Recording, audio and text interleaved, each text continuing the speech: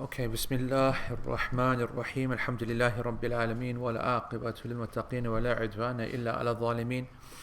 Wa salawatullahi wa salamuhu ala ashraf al-anbiya'i wal mursalin, Sayyidina Muhammad wa ala alihi wa ashabihi ajma'in. Allahumma la sahla illa ma ja'altahu sahla wa anta tajlu al-hazna idha shi'ta sahla. Allahumma a'inna ala dhikrika wa shukrika wa husna ibadatika ya Rabbil Kareem. Assalamu alaikum wa rahmatullahi wa barakatuh. Come on, bring this close up to here. Bring right up here. Yeah, just come forward and keep as close as possible. Okay. Yeah, it's on. Yeah. Okay, guys. So, Jazakallah khair. What I want to do today is two things. Number one, just finish off one or 2 points from last week, and then after those are finished, then we'll start a new chapter, and it's a big chapter.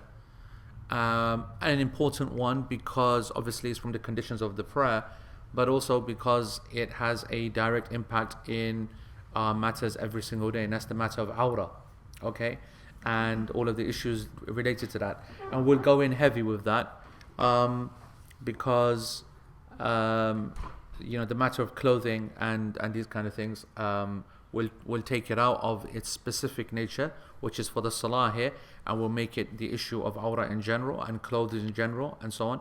And so we'll take some time on this bi'idhnillah. It's about 180 odd pages actually in Al-Mumti', so that's going to be going on for a long time anyway, okay. But there's a few things that we still want to finish off just from last week, inshallah. And I also have the chocolates that you guys thought that I nicked last week, yeah? Okay, not a single one had any good opinion of me. There's 2 boxes here. Okay. But no, they weren't 3. They weren't 3. Not only were they weren't 3, but you should know not to do that to me. Because then I'll say that there were 4 and I gave them to you first. So where's the 4th one? Which, if you remember, was what Mughira ibn Shu'bah did to the guys who tried to play him. Remember that in Al-Adab al-Mufrad? Who remembers that? Anyone remember that? None of you? Only Amjad there, man. Old timer. Even Shazad can't remember because he was too busy recording. If you go back and listen to Al-Adab al-Mufrad season 1, I gave a story in the biography of Al-Mughira ibn Shu'bah that when he was put in... What's that? Now or later? So no, this is what I want to talk about. I want to talk about exactly that point.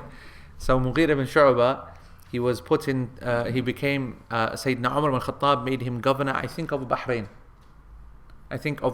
if I can remember. And basically, some of his enemies, they were not happy with him. Mughira ibn Shu'bah was older, wiser, and he was he was a player, proper very experienced banda, no one messed about with him. Very wise, very sharp, very kind of, and anyway, some people, some not good people, they wanted to try and frame him. Basically they want him out. So they trumped up some corruption charges. Okay? So, I can't remember the story now exactly. We were talking about 10 years ago when I last read it, and I taught it. I never went back to it again. But just Zafar, he's trying to play me. That's what I'm just trying to say. The story went something like this, that he said, I mean, whatever I say, the point is that the principle is the same. The guy basically said, in a letter to Sayyidina Umar, okay, that I just want to state to you, this guy is a fraud and a cheat, Mughira, okay, radiallahu an, and he gave me, and to keep me quiet, he, from the Baytul Mal, he gave me 100,000 dinar and told me to be quiet. So Sayyidina Umar, obviously, when he received that, and Sayyidina Umar used to get a lot of this, issues. There was a lot of politics that went on that time. They're having to give it to different people, change different people, this and that, whatever. He's very good at managing people, and sometimes you have to deal with the problems. And so he said to him, so he realized this is serious, so he summoned for a little kind of, court kind of session, whatever. And obviously the guy comes and he repeats again, under oath as such. And Mughira goes, there's only one thing which is wrong here.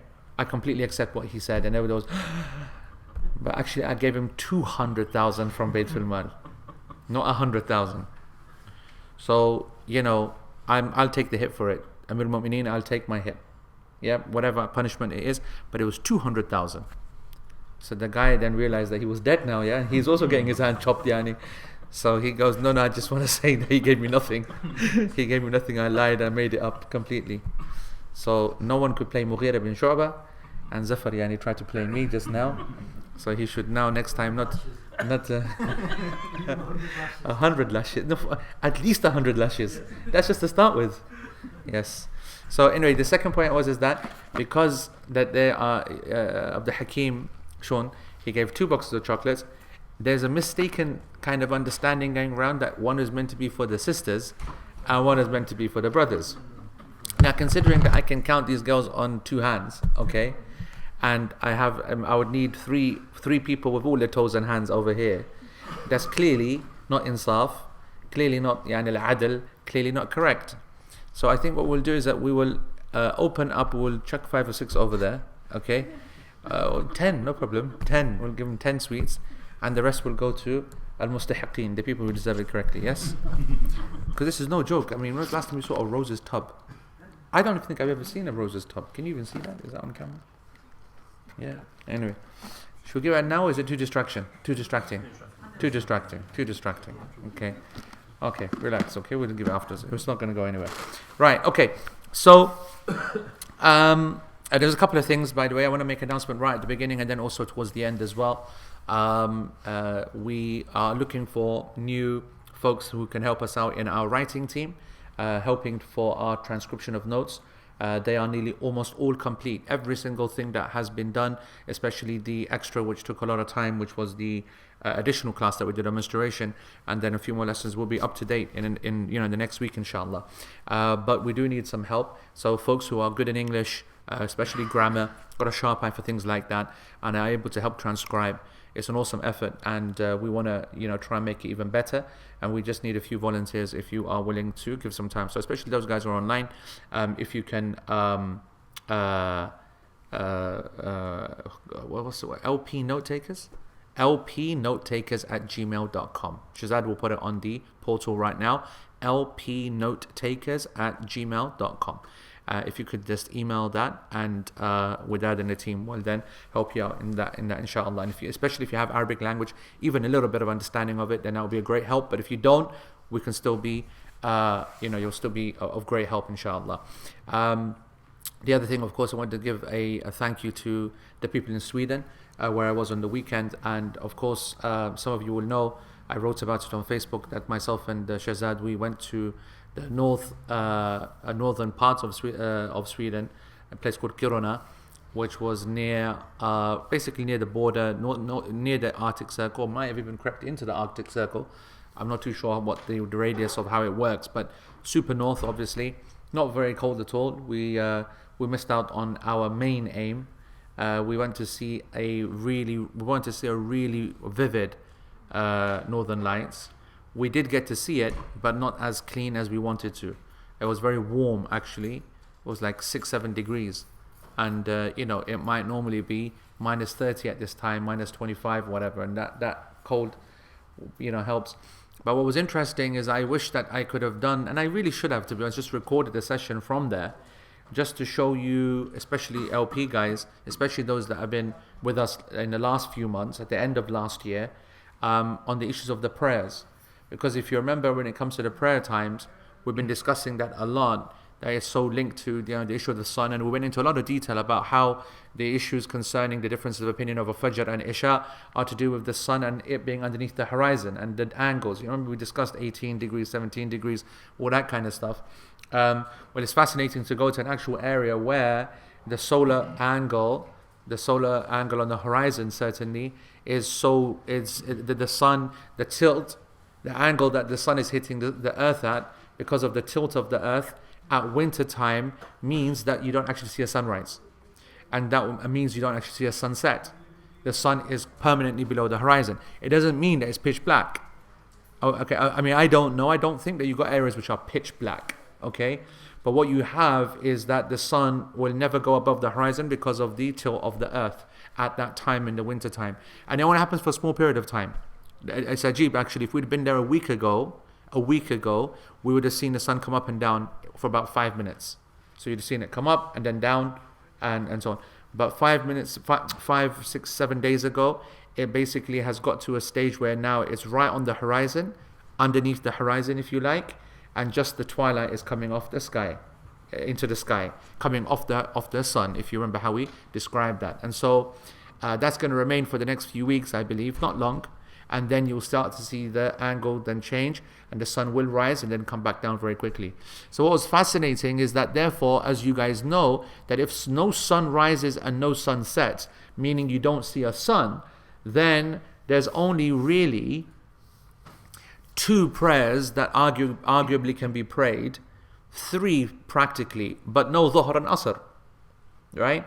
So Fajr you know is in because you've got a certain level of light, right? And that light is very clear to see that this is just pre-sunrise light.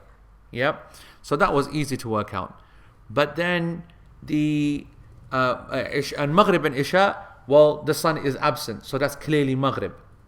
And Isha is the easiest of all because it gets pitch black. You know, like 8 o'clock, 9 o'clock, 10 o'clock, when the sun goes really, really far, then it does get back. So it's easy to see.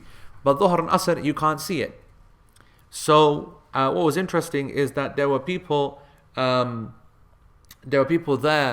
the Muslims, and there's quite a good Muslim population. There's like 700 Muslims there. And they've set up a masjid. They've got like their own imam. And it's only like a few thousand population. Yeah, but it's like a service industry. Lots of people are just going there for like, you know, skiing and for seeing the lights and stuff. So they're working and servicing the hotels and stuff. They were following like 5 or 10 different opinions on the issue of the prayer. All different individuals following different opinions. So there were some, for example, that were dividing 24 hours into equal parts and then calculating a period. There were some that were just following Makkah times regardless of what's happening outside. So literally they were just transplanting times in. There were others that were following Turkey, as the nearest Muslim country. And then there were others which were a number of opinions which were around the kind of opinion that we would have adopted. So what they basically were doing is that the amount of light that was shining off the sun, even though it's below the horizon, was creating enough light in the sky for a period long enough for us to consider it like a day. Alright? Now, technically speaking, if the sun does not rise and set, then we don't have a day. However, this is what I found very interesting and why I like this opinion. The European Council of Fiqh, what they did, they went there last year and they visited and they thought about it, and they gave a fatwa. And that fatwa now, alhamdulillah, has unified all of the people. They're all following it now, which is good to see. What they basically did is that, yes, we don't have a legal day, which means that we don't have a legal Fajr and a legal Dhuhr and Asr, which is fine. However, what we do have is a pseudo-legal clear amount of daylight without sunlight. Okay, meaning that if you look at 5 o'clock in the morning, it's pitch black. But at 6:30 and 7 and 8 and 9, it's a clear increase in light. And then at 9:30 odd, we've got a real bright day with a lot of orange on the horizon that was saying that it's about to rise, but it never does. And it remains like that for another 4 or 5 hours. And then you can see that after that 4 or 5 hours, basically what Maghrib would be, you can see the sun now starting to go down, obviously further away, and darkness sets in really quickly. So at 3 o'clock, 4 o'clock, it's pitch black. Okay? So I thought it was very clever what they did. They basically said that we will then take this daylight kind of period and we'll call it a day. When actually all it is basically, if you look at the 3 twilights, astronomical, nautical, and civic, okay, or civil twilight, it's basically display of something in between nautical and civil twilight as the beginning, and civil and nautical as the end. And they took that period of time, made it like 6-7 hours, okay, and then they divided it into equal parts, and they did a ratio of when Dhuhr would come in and Asr would come in, whatever. That sounds great, except that it has a little bit of a problem where, according to that, the maths works, the division works, you get at 11:45, you get 11:43 Dhuhr, but Asr starts at 12:03. So literally got 20 minutes. Literally. Okay? So it's a tight one, that. And then obviously Maghrib then kicks in at 1:30, 40 or whatever, like, yani. So It was amazing. The point was is that it's very nice to see fiqh in action, understanding the different realities and how you respond to it. So anyway, okay. So last week we were finishing off the issue of what are those reasons that establish the changing of the order for the prayer. Okay, and I just wanted to mention one thing, and that is that Sheikh Uthaymeen asks, are there any other possible reasons? Okay, that would let us change the order. So if you remember, we spoke about other prayers coming in, other obligatory prayers. Do you maintain the order? Everyone comfortable with what we covered last week? Yes, all right. That whenever you have missed prayers or you need to make up prayers because you were asleep or whatever, you need to do it in order. Yep, it's very straightforward.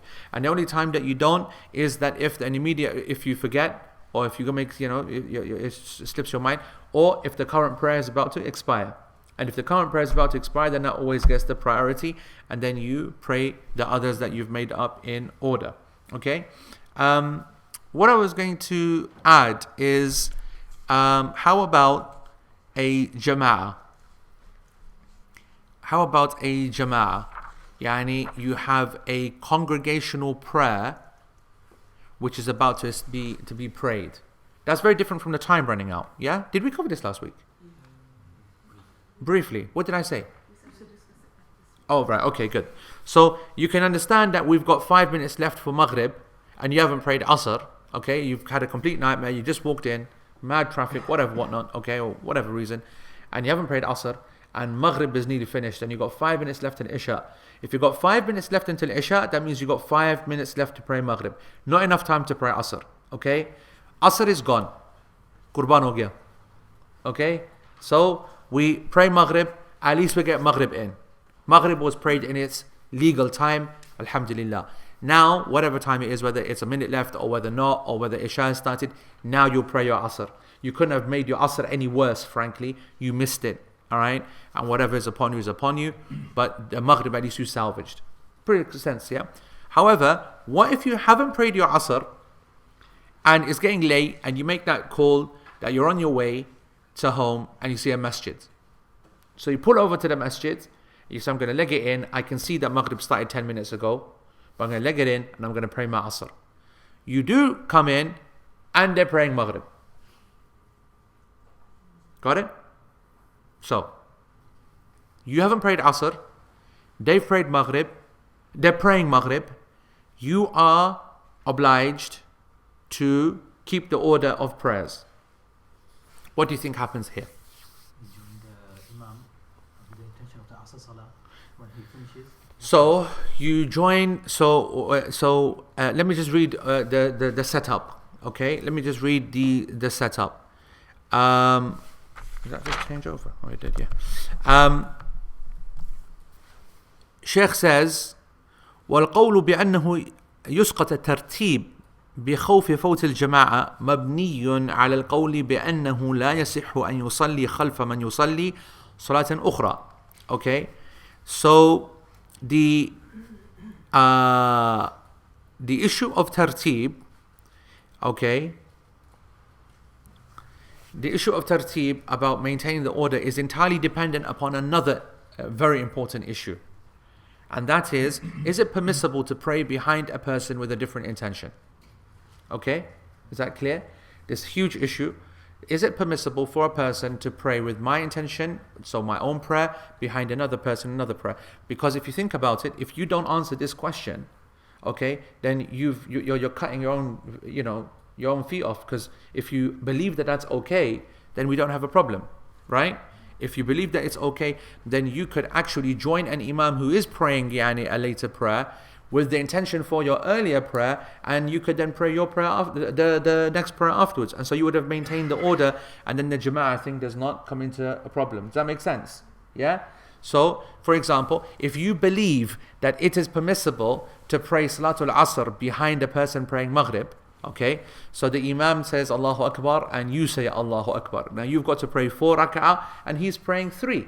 Okay, so he will then, if you say that's permissible, then he will then finish the 3 and you will stand up and pray 1. Okay, or for example, you walk into the masjid and you haven't prayed Dhuhr and the Imam is praying Asr, then it's just 4 and 4, and you will join with him and you will end with him, but your intention was always for Dhuhr and his was for Asr. Now, this is a famous discussion in fiqh, and it is coming in about, 150 pages. Yani probably at the end of this year or next year, okay? And that is in the chapter of the niyyah, all right, which is a huge chapter, lots of discussions. But I just want to give you a quick summary of the situation now. The scholars differed over this. I don't even want to say that there's a majority, or because there is down the middle, okay? The Hanafis are well known. The Hanafis do not allow mixing of niyyat, okay? And it's well known, and it's a safe position, and it's clear. However, is it in line with the evidences?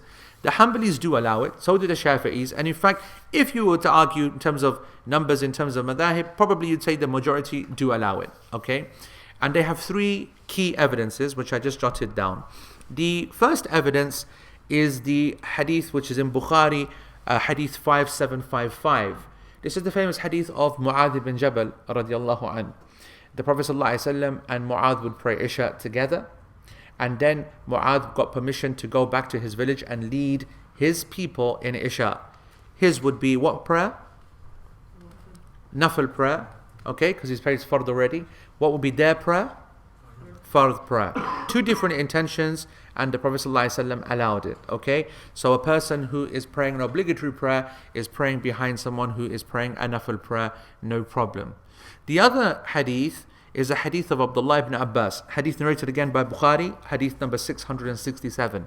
This is the famous one where Abdullah ibn Abbas was staying around the house of the Prophet ﷺ, who woke up for tahajjud, and whilst he was praying, then Abdullah ibn Abbas also woke up, and he was a young boy, and when he saw the Prophet ﷺ praying, he said, I'll go and join him, okay? And so he went, and this is the famous hadith where he went, and what did he do? Anyone remember? Correct, yeah, he went and stood on the wrong side. So he stood behind it on his left hand side. Yeah, when two people are praying together, you stand on the side, okay? So Abdullah ibn Abbas, he stood there, and he said that the Prophet ﷺ took me by the head, like this, and he moved him around him, and like that, within the prayer. So this hadith, of course, is full of so much fiqh, because obviously it shows you that the nature of the prayer, the fact that there is movement allowed in the prayer, the fact that movement can be so significant to do something like that the nafil prayer is a lot more flexible than the obligatory prayer, etc., etc., etc. Anyway, the point was that he moved him around, and he placed him to his right hand side, and he continued praying, and nothing happened after. What do we have here then? The proof that a person can change intention from praying by himself to becoming an imam. So the point is that intention can change. This does not support the point that we're talking about by the guy behind Abdullah ibn Abbas, because he hadn't prayed a singular prayer.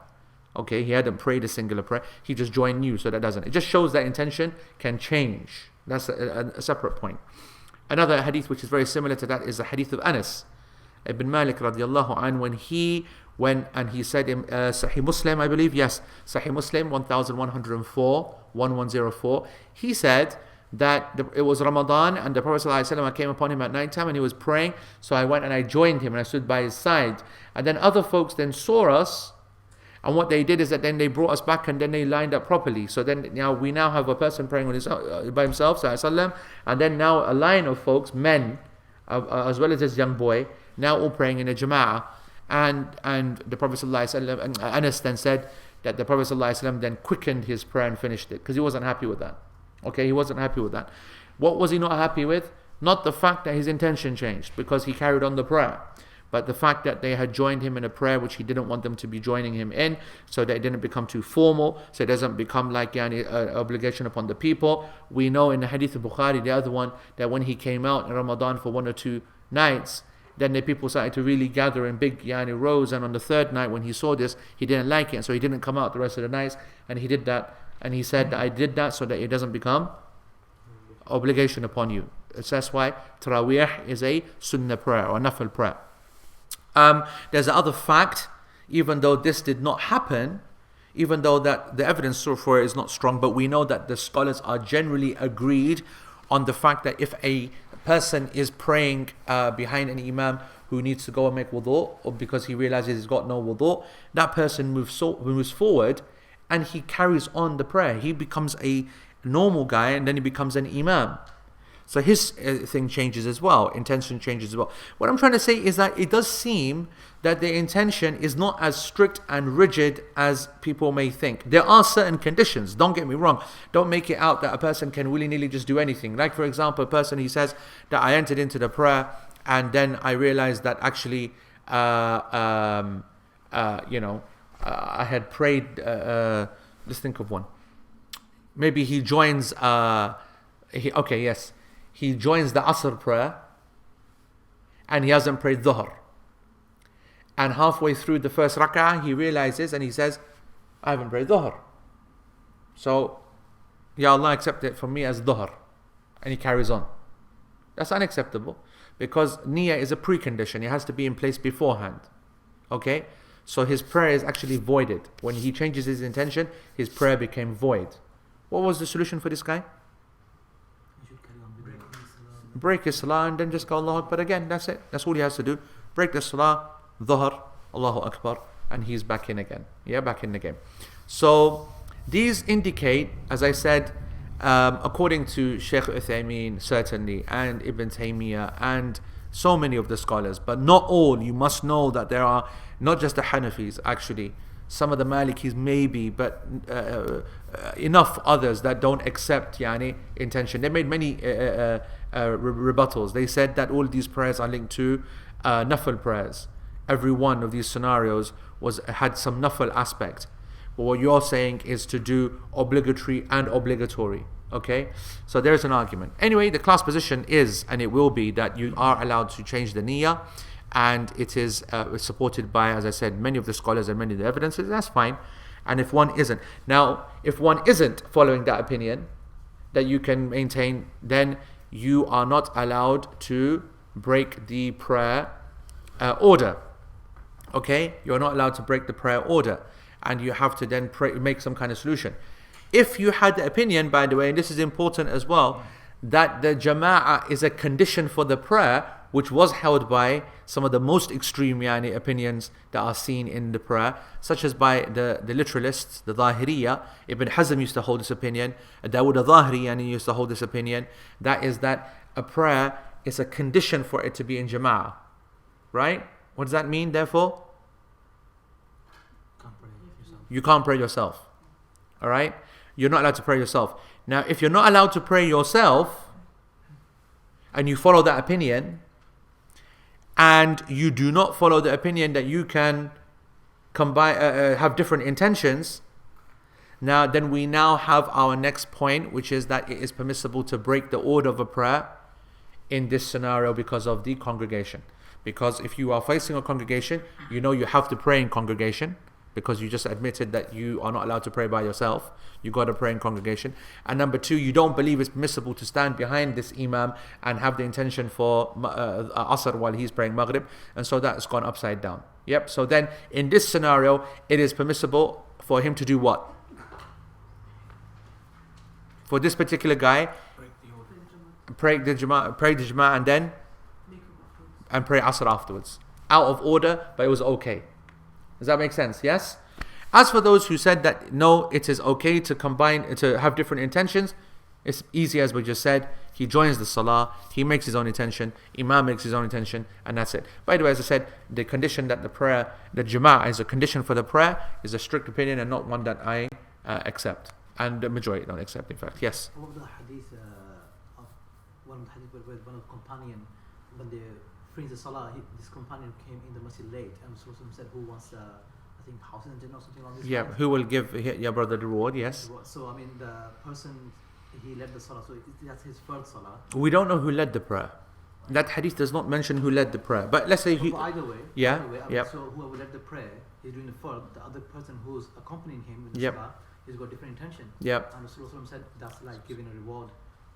Uh-huh. So, I mean, they both got different intentions. Yeah. The issue, as I said to you, the issue is not a problem. There are enough evidences, 100 more, to show that there were different intentions in the prayer. But the response will be that all of these hadith have some combination of someone doing a nafil and the other one doing an obligatory. That's the response, and it's a good response. Shaykh Uthaymeen's response to that is different. He said, to the one who says this, We say that the opposite. There is no evidence to make a difference for rules in the obligatory that have been established in the nafal. So meaning that just because nafal is involved from one side does not mean that we can't apply it to obligatory. You could keep going back and forth, because I think that's not a weak argument, but that's an argument which also opens yourself up to a number of responses, because people will say, all right then, is it allowed to pray the obligatory prayers on a camel? Because the Prophet ﷺ used to pray the nafil on a camel. And he will say no. But then he will respond and he will say, but these are specific situations where it is clear that there is no generality to them, and therefore it's a back and forth. That's why we say valid opinion to hold both is matter of ijtihad, and for those that say yes, it's permissible to combine, to have a different intention, then we will go with that as a class position. Yes. I want to ask, what about the hadith where Abu Bakr who was leading the salah? So obviously he's the imam.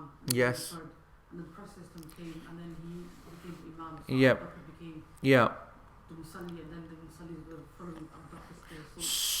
So what would this achieve at best? It would achieve a change of intention of imam to singular, right? And it wouldn't help us in the issue of can a person pray an obligatory prayer with a different intention behind the other one? Okay. By the way, just for your own interest, this hadith is one which there is also a big difference of opinion over. There are some people who said that Abu Bakr as-Siddiq did not actually, he still remained the imam. And there's some that said that the Prophet ﷺ led the prayer but while seated. Actually, there's a huge discussion about this hadith. It's a very difficult hadith actually. One of the hadith about the last days of the Prophet ﷺ. Yes? You mentioned the Hanafis, they take the opinion that you can't see the intention. Is that just in front or nafal in front? I don't know, but we'll come to that in detail, later when it's right time. Someone says that in regards to the hadith of Mu'adh, would it then be allowed to pray jama'ah in the masjid? Then when you go back to your house, you then lead your family. Not always, but sometimes in order to encourage them to pray. And the answer is yes, it is allowed. It is absolutely allowed and a good act as well. Okay? So what can we... Now, I just want to just deal with one issue, which is a really difficult one, that I also have something to say about as well. And that is a scenario where you are a traveler. Alright? This is a classic scenario. You're a traveler, you didn't pray Maghrib, okay? Or maybe you've not a traveler, but you just forgot to pray Maghrib or whatever, okay? And you arrive at the masjid and they're praying Isha, okay? So this is a real headache of a situation, okay? A real headache, because he is praying more than what you are praying, yes? And not only is he praying more, but it's like an inconvenient more. It's like if a 2 or 4 we can work out, but a 3 and a 4, that's a mission, all right? It's a real headache. So what happens here then? Okay, and I've said this before in my fiqh salah classes when I covered this issue, because it's not really meant to be here. But to be honest, I don't know whether we'll get a chance later on. So I just want to talk about that now. I remember when I first met one of my teachers, Sheikh Muhammad bin Hassan al-Dadu al-Shanqiti, in 1990 something. Okay, late 90s. He had come to England on to do a course on Usul al-Fiqh, and I was obviously, I was completely starstruck when I met him in London.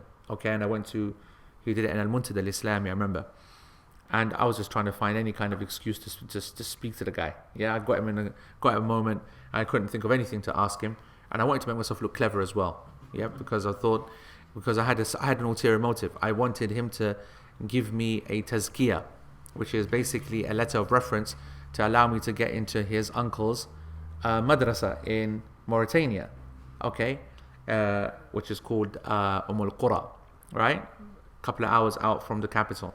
So I had an ulterior motive, so I thought I've got to ask a real cracker.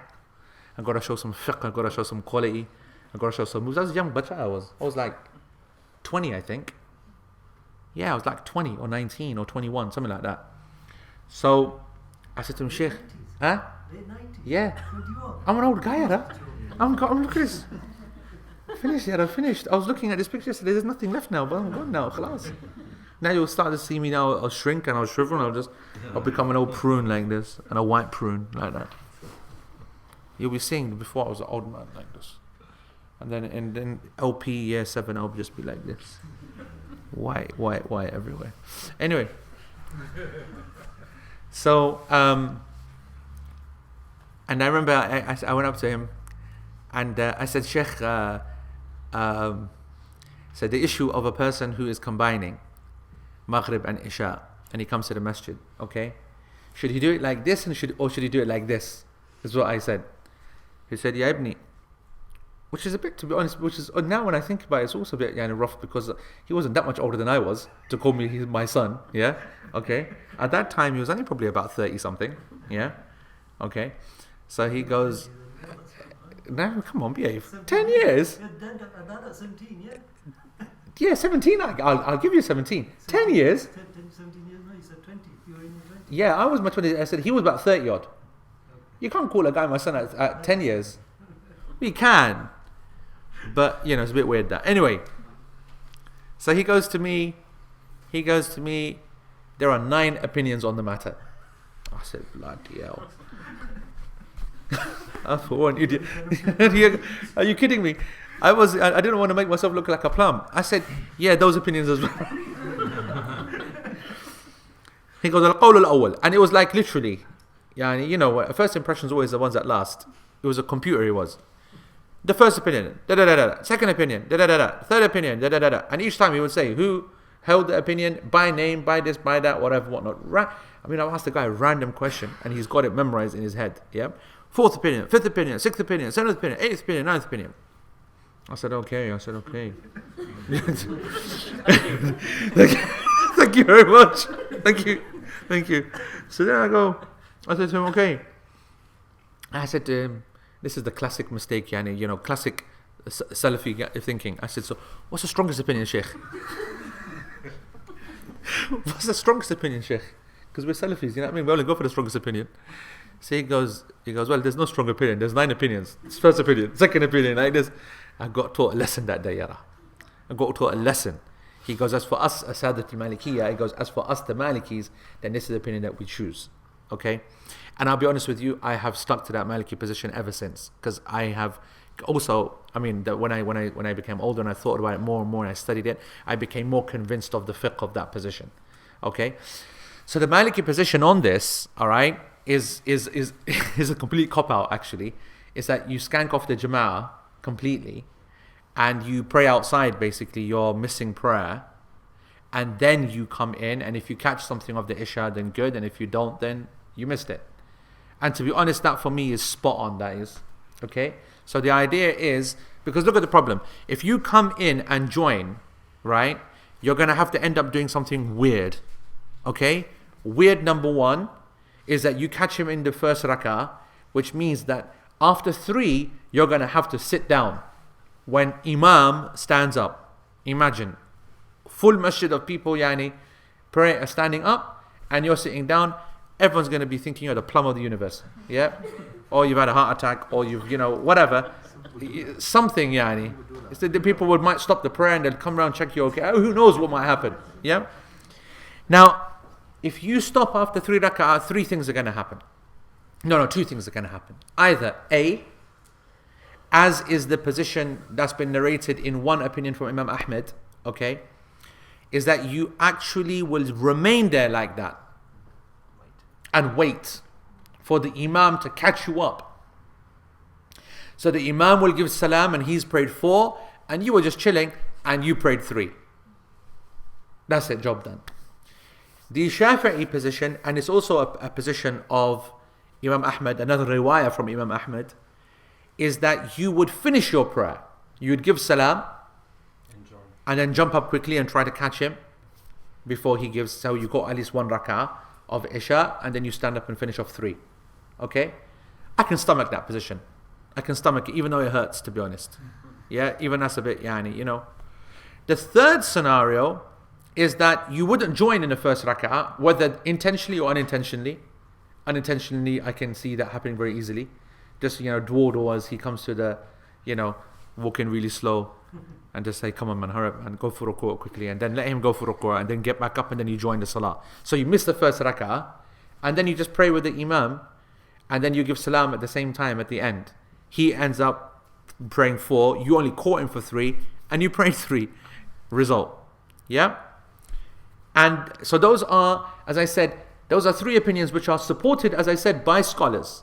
Okay? Because it's never happened in the Sunnah. So it's all ijtihad. Because there's no precedent from the Prophet ﷺ, all of these are people just using their different kind of aql. What about here, for example, in the summertime when they're joining Maghrib and Isha? Yeah. You don't know they've prayed Isha. You come in a few minutes later, they're praying Isha and Maghrib. Which for me, what you just explained there is one of the reasons why it's such a batil position to have this consistent or constant combining of Maghrib Isha in a masjid at an official time. It's just completely unacceptable. You know, during the summertime, knowing a masjid is going to do that.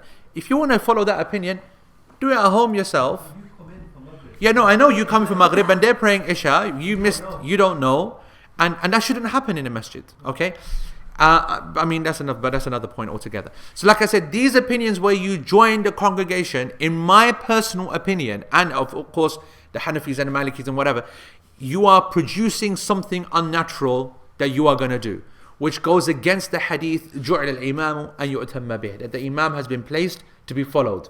And you are actively differing from him in these three scenarios, okay?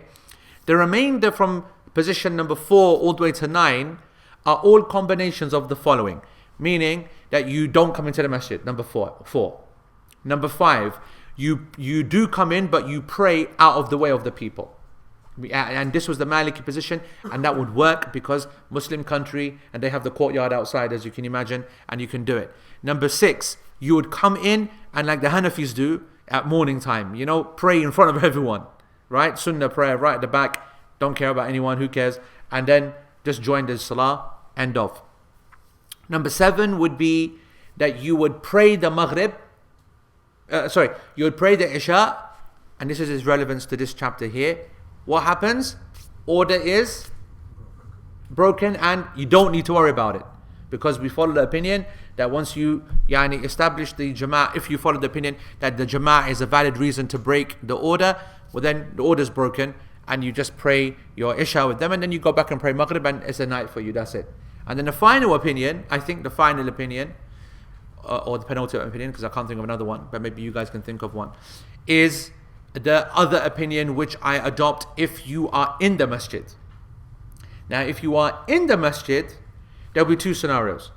So I was here last week with some visitors from London, and they had got caught in the traffic, and they had not been able to pray their Maghrib, and Isha was about to start. I said, quick time, pray your Isha. And one guy was able to pray before the Iqamah went, so his was job done. And the other guy,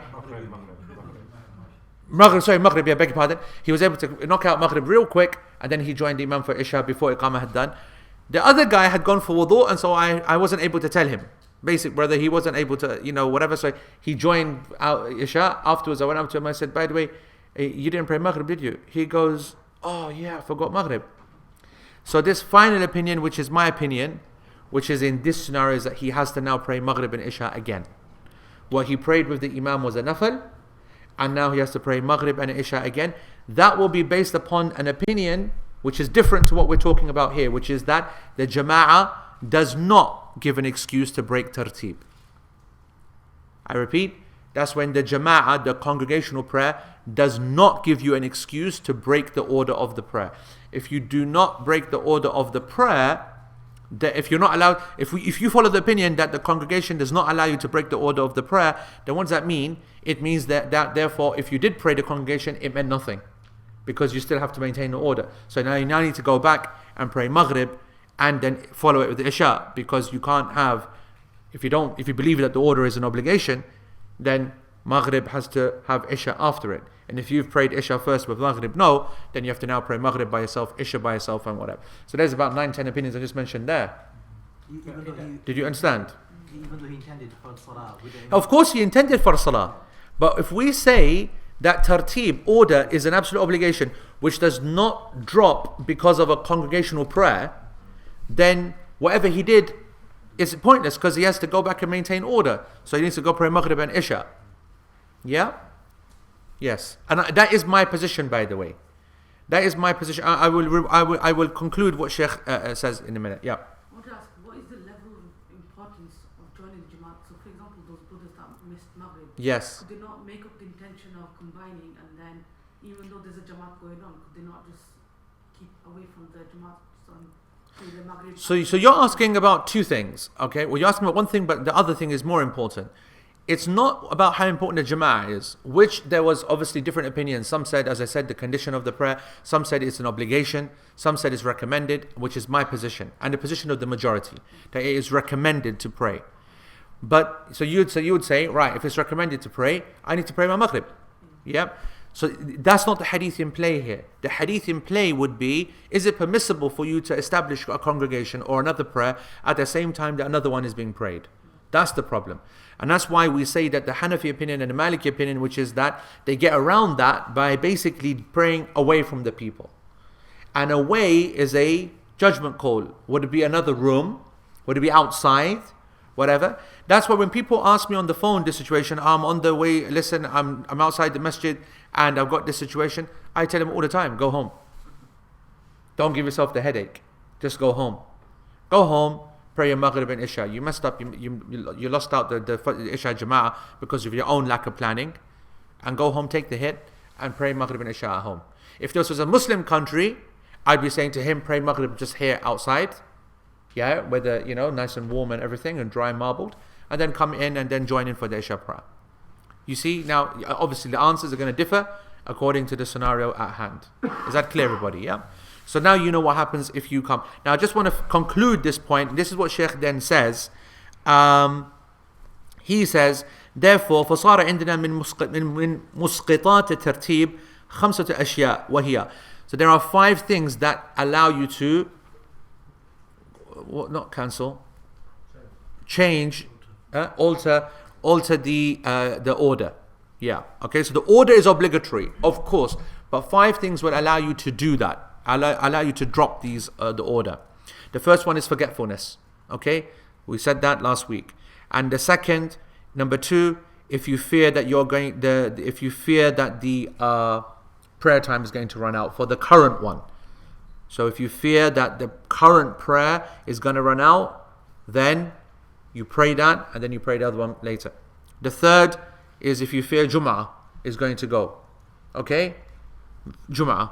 Remember we discussed Jum'ah last week, isn't it? We said that is one. And then the fourth would be not knowing that the congregation is going to go, fearing that you're going to miss the congregation. And so therefore to avoid that, you join the congregation and then you don't need to make it up. That's according to that opinion. And then fifth is just ignorance. You just didn't know. You're not sure. You didn't know. Sheikh says that the Hanbali madhab accepts the first 3 opinions only. The Hanbali madhab accepts forgetfulness, the time running out for the current prayer, and the Jum'ah, missing the Jum'ah. So the missing the Jum'ah, as I said, was a person who hasn't prayed Fajr, but he has only got time to pray Jum'ah. We said you pray the Jum'ah because that's going to go when you can't catch that again, then you pray Fajr afterwards, okay? As for the 4th and 5th, the madhab does not accept these 2 as excuses. وَالصَّحِيحُ, but Shaykh Uthaymeen says that they are both acceptable. Shaykh Uthaymeen says they are both acceptable. And that's the class position, okay? It is the class position that a person who fears the Jama'ah going will allow him to break tartib. That is the class position. And I just want to make myself very clear here what I'm about to say, because it's important, because you're going to write it down. That is based upon the fact that Shaykh Uthaymeen and majority allow a person to have a different intention. Praying behind the Imam and having a different intention. Now, if you do not have that different intention, I want to say personally speaking, that I do not think that the congregation allows you to change the order. Shaykh Uthaymeen does. Is that clear? That situation doesn't come for me. It doesn't. I'm only mentioning that academically because it doesn't actually work in real life, because I always believe that you can have the intention behind the Imam to pray a prayer. You see? But I'm saying that if I didn't believe you could pray behind the Imam, if Shaykh Uthaymeen didn't believe you could pray behind the Imam, for him, he's saying that, well, you don't need to then maintain order. I'm saying you would need to maintain order, like the Hanbalis say. Okay? That's my personal position. However, as I said, for the class, it doesn't matter, because we believe that you can make a different intention behind the Imam anyway, so you'd never have to worry about messing up the order. You could always make the intention for the earlier prayer that you're missing behind the imam who's praying the later prayer, and then you pray the later prayer alone by yourself. That's the class position. Okay? Yes. What's the reasoning behind praying outside with the Maghrib and Isha if you come? The reasoning for praying outside is to maintain the order. Got that? Yeah. One opinion is pray in the corner. Yeah. So the opinion in the corner is just a more braver, blatant version of the other one. Because, as I said, there are some people who believe that it doesn't matter what people say, what people think. Some scholars say that it's very important to not have a negative opinion, to not create a negativity, which always happens. Like in this masjid, right? Or actually any masjid. When you see the jama'ah established and you see people that come into the masjid and start praying two sunnah at the back, it is a horrible thing, because the Prophet ﷺ very clearly said that shouldn't happen. So some scholars took this reality and they made a fiqh rule out of it. Now, if you already allow sunnah to be prayed because it's so important, then it doesn't really matter so much about whether he's there in front of you or not. The other scholars will say, we agree that the order is so important, but we can't have an outright challenge to the imam, which is what you're doing when you pray there. When you're praying right in front of the eyes of the other people, you are challenging them. Now, if you're outside, first of all, majority of people aren't going to see you. The only people who are going to see you are the people who are coming into the prayer late anyway. And you reduce that aib, yani. Yeah? Okay? Room on the side, for example. Or a room on the side if you can get into it before, people see you or whatever. It's quite easy in this masjid. You could, pretend you're making wudu. That is true. This is one of the masjids it would work. You'd go right through, just do that. And you'd walk straight through. And then just put your cheeky maghrib and then come back out, and yeah, that's probably what I would do actually if I was to fall in that scenario. Good one, yes. Cheek. How about the right? Okay. Mesa saying, but based on your story, he did not drop tartib on purpose. Who didn't drop tartib on purpose? You said that when you asked him, he said he had forgotten that he hasn't prayed maghrib. So would he then still have to pray isha again? Your friend from London, I think. Oh, right, talking about the guy from London, yeah? So would he still have to pray Isha again? Because he had forgotten that he hadn't prayed Maghrib. So, on the issue, she has a good point, because Nisyan is the first one, that a person had forgotten. The problem is that he hadn't forgotten to pray Maghrib. He was saying to me that I'm going to pray Maghrib, right? But then when he came into the masjid, he forgot to do it. This is not what we call full forgetting. This is like a negligence type. Because we were talking about it, etc., and then he didn't do it. Does that make sense? Forgetting is like completely didn't have a clue. It's like being ignorant of the issue completely. But when we're in the car talking about, okay guys, you didn't pray Maghrib, we're going to go to the masjid, we're going to do this, we're going to do that, then he comes out and he completely forgets, right? But you can forget at any point, can't you? Yeah, and you're saying that Yeah. anytime? Yeah, I think it's... You remember when he came in, but Yeah. later he forgot. Yeah. So just because when he told you he remembered, doesn't mean you can forget later on. Yeah, no, I think it's a valid point. I think that it is possible for him to not have prayed again, and to say that no, my level of forgetfulness was as normal as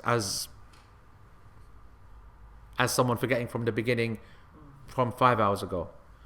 But for myself, that I said no, and if that was in my case and I'd forgotten, I still would have maintained the order. I would still have maintained the order. Yep. Hope you let him pay 2 instead of 4. I did. I let him have a discount. I let him pray 2 rak'ah Isha and not made him pray all 4 again. Because I'm charitable like that. Come on, man. I'm easy like that. I'm a nice guy. Come on, man. Come on, man. He was a musafir, genuine musafir, miskin. Right. Any other questions then before we close that entire chapter? We move on to, that's time done. We've been on that for a long time, by the way. Right? On the issue of time. Of precondition. A lot of time on time. Because all of the, wasn't all of that, that was all of the, times of the prayer and everything, no? Yeah? Yeah. I think all of that was about, anyway, I don't know, man. Yeah, correct, yeah. That's a big chapter, man. That's an emotional moment there, by the way. We're moving on from, content that we did in Canada, the road trip. We did down all the designs and the balls going around, and diagrams. This is a big moment. Okay, I just want you to know that. Right. Okay, Shaz, put on the thingy, whatever. So, we are now in a new chapter. Is it on the board? So, Bab Shurut al-Salah, okay. In the actual Arabic text, there's no break, okay? There's no break, there's no new subchapter. This is still continuing on in the conditions of the prayer, but we are now going to make a new document as a result of it. And this will be updated over the next few weeks as we go on and on. So he says in the Arabic, the Mu'allif alayhi rahmatullah, he says, وَمِنْهَا سَتْرَ الْعَوْرَةِ, okay? Which is also allowed to say سِتْرَ الْعَوْرَةِ, okay?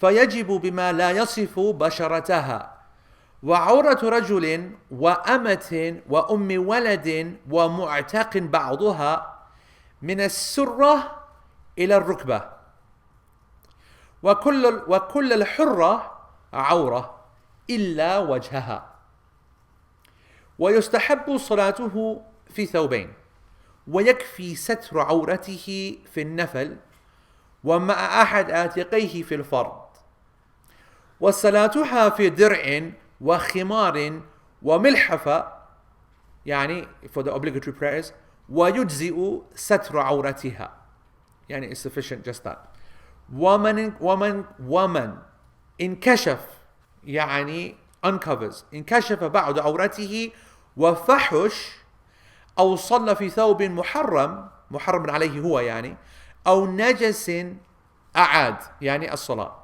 لا من حبس في محل نجس.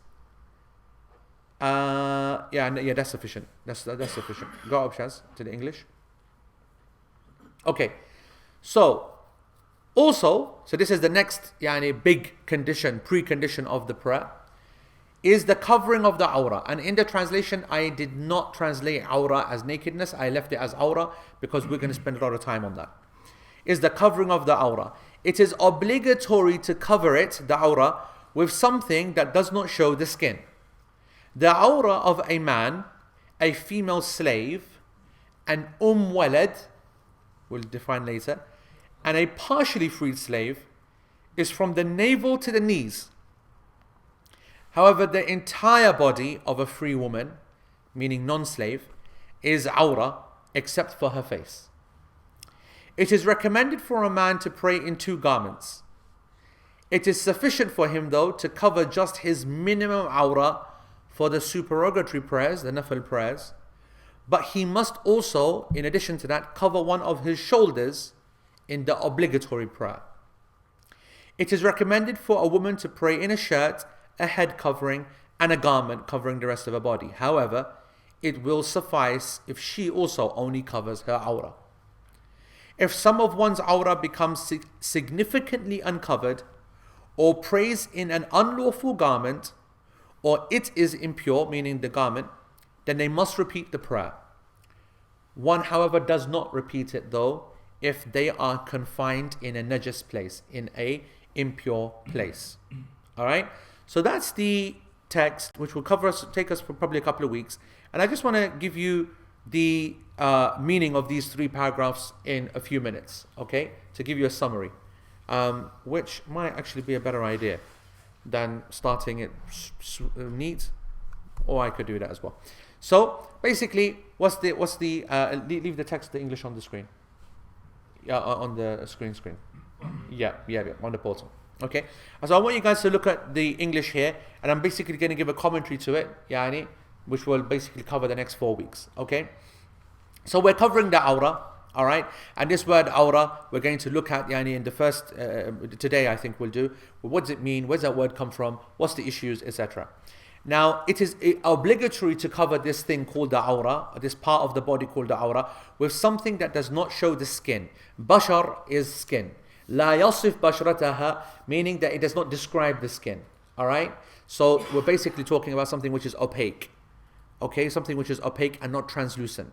Okay, because translucent in the aura part is basically like seeing it itself. That's the idea which is happening here. Okay, the aura of a man, and this is of course something very interesting. This is now talking about the issue of the different categories of people. Now you can categorize people in different ways. Okay, normally people would categorize people in man into woman, or to old and child. But sometimes there are categorization which are due to honor And this is very important and obviously controversial. Okay, we are now categorizing in terms of honor, meaning that is a being, and as you can see, a respect and sexualization and etc. etc. Now, the issue of a slave, when a person is free, and that's why the word hur is used in the next one, versus someone who's owned, there is no honor in being owned. That's why the Prophet ﷺ, he changed the status of women who were owned in Jahili time to those who were free, number one. Step two, because people who were slaves, not only are they owned, but they can't own either, which are two negative, two black marks, isn't it, really? So first of all, he changed the situation where women now were free. So now they're not owned. You can't buy women, you can't own women. And number two, then allowed them to have their own property, their own business, etc., etc. Okay? So a slave is seen in this scenario in terms of honor and two negatives against them. And the awra issues are then adjusted accordingly. So a female slave, a man, are the same. And that is, as crazy as that sounds, that means that literally the breasts of a woman who is a slave would not be her awra. Okay? Technically speaking. Obviously it's a very legal kind of statement. Okay? And Walad, which we're going to cover later on, is a slave who is the mother of your child, who is still the definition of a slave, but will become completely free upon your death. And we will talk more about her status later as well. And a partially freed slave, that's basically someone who is in transferred ownership. Remember, these are literally owned entities. And so if I own 50% or I have sold a slave and a person is owing money, then it's partially owned. It's not fully yours because you haven't paid for it, etc., etc. Then the awra is from the navel to the knees, and we will be discussing basically, does that include the navel, the line, does it include the knees, above the knee, does it include the thigh? There's a massive discussion. Okay? Then the woman, the entire body. So according to the Hanbalis, that's hands, and according to the Hanbalis, that's feet as well, or certainly in this reading, as you're going to see, we're going to talk about that, is all awra except her face. Okay? Except her face. It is recommended for a man to pray in two thobes. Now, two thobes, okay, the word thobe is not what I'm wearing now, which is what we call today a thobe. A thobe is a garment. Okay? So any kind of a garment. When it says two, that's basically splitting between a top and a bottom half. Okay? However, that's what's recommended. Now we're going to see, actually, is that what's recommended or more? Okay? But if a person doesn't have enough money or wants to just get by absolutely on the bare bones, then it's actually sufficient for a person to pray the Nafil prayer in basically beach shorts or 3/4 lengths. Okay? So nothing covering the top half and the bottom half completely uncovered. Just literally in shorts. Okay? However, for the obligatory prayer, the bare minimum, you have to add something that covers the shoulder. And that covering of the shoulder, it's like that Tarzan kind of situation. Yeah? Where you got a minimum scenario and then you got something which comes over. Was it Tarzan or is it sumo wrestler? Who wears something across the top? Is that Tarzan? It is Tarzan, yeah? I mean, it might even just be a scarf. But it looks like there's something going across your body kind of thing. It looks like a significant step up. And we'll talk about in detail what do these step ups actually represent, okay? As for a woman, it is recommended that she wears, as you'll see for a man as well, something that is covering the top half, okay? Long top half. A dir is not a shirt, okay? Just a shirt, it means like a long shirt which comes down. And then something dedicated for the head, and then something which is going on top as well. Now remember, this is being written for that time where cloth is not a lot, and the concept of like bras and underwear and all this kind of thing is like something which is not developed. Yes? Now, that's why it says, however, it will suffice if she only covers her awra. It will suffice if she only covers her awra. Now, one of you might say, well, hold on, she was covering all her awra in the first one. Yes? What's the difference then? Maybe you can even argue that she's covering more in the first one. With one garment only. Correct. That's what it means. That when you're covering the awra, you could literally be wearing one garment. You could literally be wearing one jilbab. Yeah, one jubba. That would start at the head and go down. You like the Iranian ones? Yeah? I think this is not the Iranian ones, right? They're like a burqa kind of, literally they're used for prayer. No, bro, behave. Just slow down. Bro. You want to just slow right down. You want to slow down.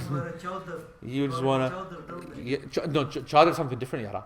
That's what they were. No, yeah. I'm talking about this big thing which you just chuck on. That's the pretending. No, whoa, bro. One slow, right down. Where's the... Yani, you know what I mean? That Iranian one is just like this billowing piece of, stick it on, and it's like, just like a big tent, basically. Yeah? I'm not saying we don't wear tents, but there's a big difference in our tents and Iranian tents. Right. Anyway, it will only suffice if, So the point is that obviously that's one, and that's a lot less respectful than having underclothes and undergarments and so on, like everyone would recognize. Anyway, if some of one's aura becomes significantly uncovered, we're going to learn what does that mean. What does fahish mean? And we'll learn that it has two big parameters, amount and time. Okay, we'll be discussing that. Or praise in an unlawful garment, or it is impure, the garment itself, then they have to repeat the prayer unless they are stuck in a place. So there's a lot to cover with that we'll be talking about, okay? So I just want to just start, so I think because of the time, I just want to say the following. The word awra, where does it actually come from, okay? And what does sitr mean, or a satr? Satr means to cover literally, to just completely cover. The word awra though, here, as Sheikh says on the top of page 149, here ما يسوء الإنسان إخراجه. He goes that it's that which, and what he's trying to say is that he doesn't want it to be seen. It's that which he doesn't want to be seen, right? He doesn't want it to be in front of the people. He doesn't want it to be known about. He doesn't. In its linguistic sense, it is not something physical all the time. By definition, it can be information. It can be news, it can be humiliating, it can be embarrassment. So you could almost say that it's that which you're embarrassed to show, or shy, or whatever. And you don't want people to look at it. So you don't want people to hear about it, see about it, look at it. لأنها من العور. And al-awar is al-aib. So the meaning of the word in its linguistic meaning of al-awr, okay, or al-awra, is from al-awar, which means عيب فضيحة. What does عيب mean? Shameful, عيب shameful. So the idea is shameful, and everything that that harms you when you look at it, then then looking at it is shameful. That's what they're trying to say. If something which you're looking at it is haram or painful or cause some kind of difficulty, then looking at it is عيب as well. And that's the word awra. Now here's the thing. That makes sense, doesn't it? When you can talk about private parts. Okay, we're going to see how does that even work then. Private parts, how does it build up all the way to covering the rest of the body? The private parts are called private parts, but in every single culture of the world and civilization from the beginning to the end, there's an idea that these things are not to be seen in public. Not only are they not to be seen in public, but you'll realize that even people by themselves do not walk around like that, because not just from an Islamic point of view, because it's embarrassing and shameful. And in Islam especially, we have a hadith which we're going to be talking about, where the Prophet ﷺ was asked about a man who said that what about when I'm with my wife? He said that's okay. What about if I'm alone? Then the Prophet ﷺ said that Allah has a greater right to be shy, meaning that haya, istihya rather, is something that people should have. Just we don't have this kind of nudist concept, basically. And Shazad will tell you, okay, right? Shazad will tell you, right? No. Everyone starts thinking about attack Shazad. You see this guy, he started giggling already. Unbelievable. Shazad, unbelievable. I'll tell you his name is Abu Dhar. Yeah, right in front of me, he started giggling, and he had no idea what I was going to say. Shazad, finish off the sentence.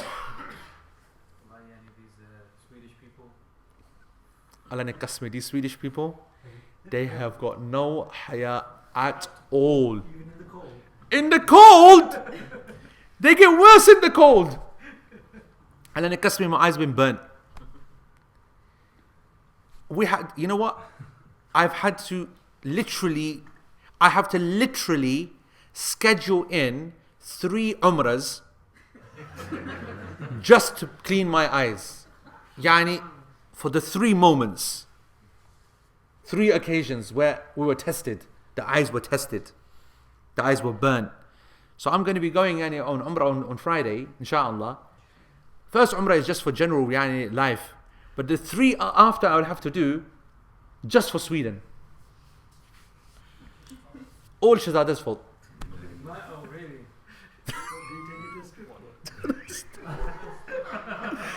We went to Haqqi Halal place. Haqqi Halal, Haqqi yani gender segregated, Haqqi yani muhtaram, Haqq conditions that have to wear bathing suits, Haqq yani everything. We did what we did. But sometimes you realize that what you do is not enough. We live in a world which is really ajib, ala nikasme. There are people that are just not the same. We are on different poles apart. Allah nikasme, you know, when you meet people who have got no sharam whatsoever, then as the Prophet ﷺ said, then if'al ma shi't, yani, then do what you want. Once you got no haya, then just do what you want. Oh my God. Maybe even 4 umrahs will be needed. Maybe a hajj as well. Anyway, I wanted to end on this point. I just want you to think about this. This is food for thought for all you Pakis here, yeah? Because there's a lot of Paks here, right? Okay. Where is the word awra coming from? Yeah, something which is aib, something which is shameful, whatever. And what did the Paks call their women? Aurat. Which goes to show my opinion, which I said a couple of weeks ago. And I said that most of our misogyny, no, yani all of it actually, but some try to sometimes justify something, comes from our culture and not from our deen. And Paks are inherently misogynistic. I'm telling you now. I'm telling you. It's part of our culture to just keep women out of sight. Now, you might say, yeah, their intention was not to say that she's shameful. They were using not the linguistic meaning of the word, they were using the final consequence of the word. The final consequence of the word is that it should be out of sight. Yep. That's true. The word is means those things which are kept out of sight. But the linguistic root behind the word is, why are they kept out of sight? Because they're shameful. Because you are ashamed of it. And so, because we wanted to keep our women covered, which is fine, but then to give them that word of aurat, literally calling a woman awra, this is Muhammad and this is his awra. This is his aurat.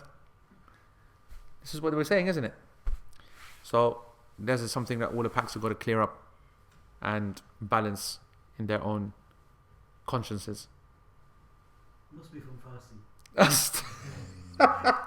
When I tried that a minute ago, yeah, when I tried to free myself of the Iranians, he's like, yeah, straight from the Iranians. Come on, it's not from Farsi. Farsi doesn't have aurat. I don't think it does. It's those Indians. I knew it, you know. They messed us up, man. Those Indians. Kasme. So there you go. Something to think about. Obviously, in the coming sessions, we'll talk about aura and everything. All right. Okay, let's take some questions. Yes. Linguistically, the aura, is it linked to dignity? No, not at all. Yani awar, he also has bad meaning. Not bad. Yani it's negative. It's that things which you are ashamed of. It's things which are deficient. Not deficient in that it's not right to be, that people know about it, people see it, people, you know. Yeah. Yeah, Solange said, yeah. Allahumma astur awrati. Yani in the dua, which is those things I don't want people to know about, my sins basically. We always make dua to Allah subhanahu wa ta'ala to make our sins away from the eyes of the people, so He doesn't humiliate us. And yeah. Yeah, she is quite linked with like a civilization and the people and the norm, and because for some people, like in Muslim countries, to wear the scarf or hijab, it's look good and nice and respected and honorable. But when you come in some other countries, then it's looked down upon. And similarly, we have some countries like Arizona and stuff like that. They don't wear clothes, or they don't naturally feel like, okay, you know what, I need to cover my body parts and blah blah blah. So I don't know if I think it comes from the civilization, we can't say like it does not feel right because it depends on the person where he's living. Yeah, I mean, there's obviously many factors in this. Okay, I've got lots to say about this issue because I don't think there's just one thing. When you study anthropology, you realize that people and they're changing kind of they're changing opinions and they're changing approaches. They are not linked just to location. Okay, there are something there. Like I've always wondered myself, suspected is the right word, and seen enough proof to believe that the Chinese, right, as a people, are like the most bihai people ever. They've got no haya. They're the most. I'm more worried about them than anyone else. I'm not obviously talking. It's difficult to speak like this because you generalize. Because just like you say, the Americans are, but they're not. So Americans have got some of the most conservative people ever. They are covered more than Muslim women are, right? And I mean, Amish and other Christian other Christian sects. And other even Jewish American sects that don't even are linked to Israel or whatever, and then you've got other people as well, other cults and stuff. I'm just saying that and then Southern states versus the liberal kind of New York and all the rest of it. There's differences in people everywhere, and then here's the irony: you look at Chinese, okay, and I remember going to a lecture once, and understanding this, from an academic this point, and also I was speaking to a friend as well who was mentioning just his fears about the Chinese. And I'm convinced of the theory that when the world order changes, things are going to get infinitely bad. Like you look at what's happening now at the moment, there's this big slap down on Russia. And fully deservedly so. Okay? Fully deservedly so.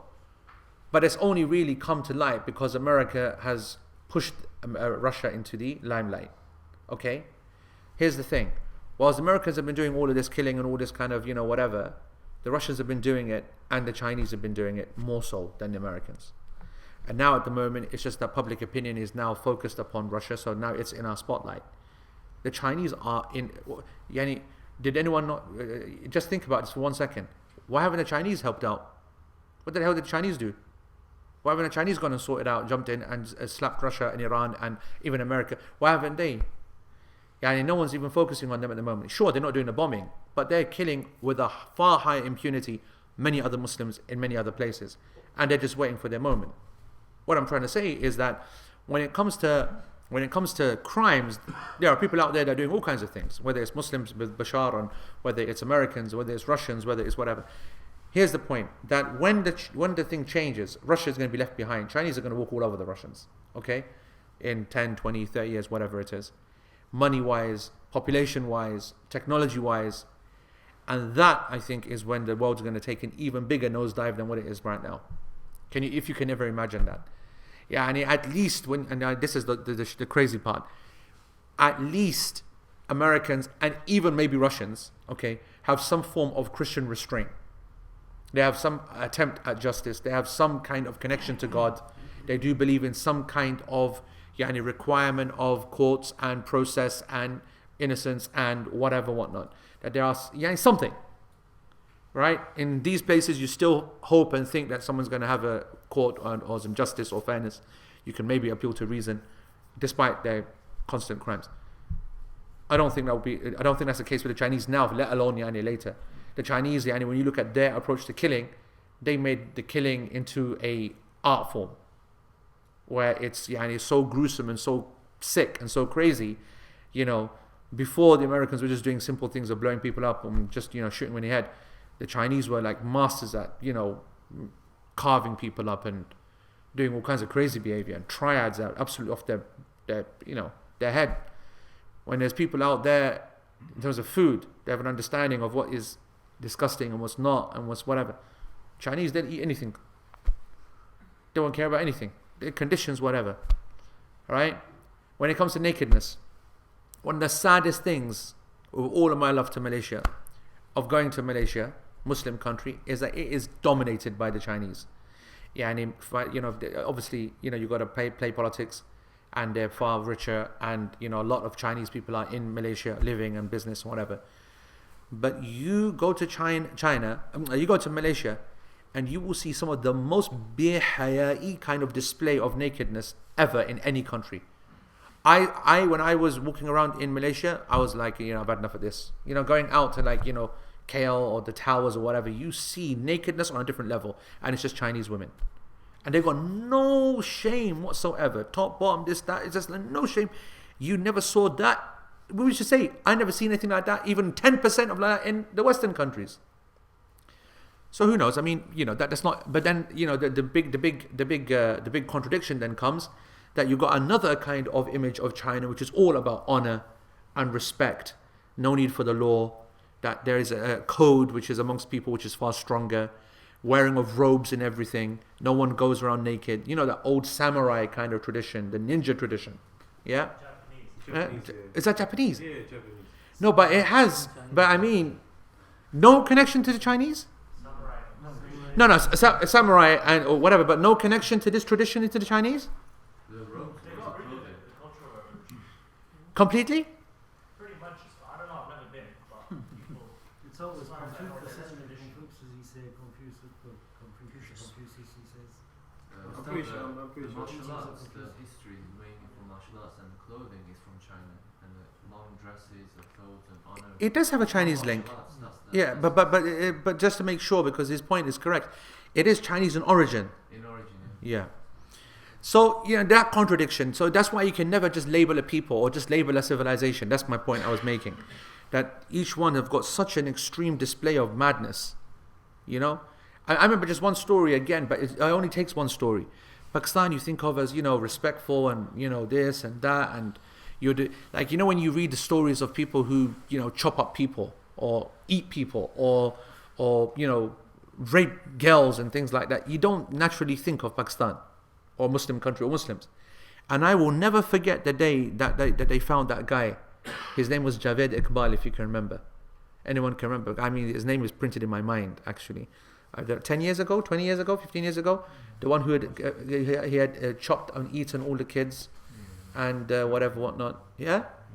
Yeah, whatever city, and like a load, like 50 or 100 or something like that, and burnt everyone. But what I'm trying to say is that you could never imagine, whatever our stereotype is, but you'd never imagine that Pakistani would ever do something like that.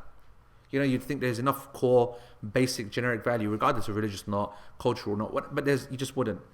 So, well, you know what it is that you gotta look at now. Where is it that we say that there's a potential for people to lose their dignity without everyone just being labelled as mental? Because how far do you take the mental argument? I think that if you go down Deansgate on a Saturday night, I think every single woman there is completely mental, and I think all the men that are there are all mental in the way they're chasing after them. So how they go and dress and what they drink and what they set themselves up for, I think they're all mental. And I think all of them, the way the men are thinking.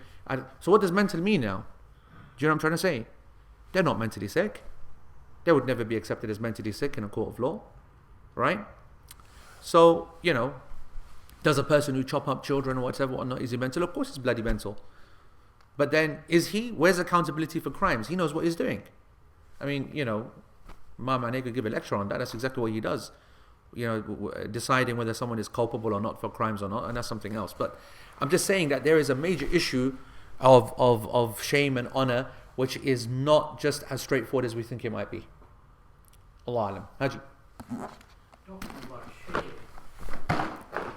Start open it. Yeah. About 6 years Start this back- open up. About 6 years back, I was in Uganda, and one of my In Uganda. Uganda, Yeah.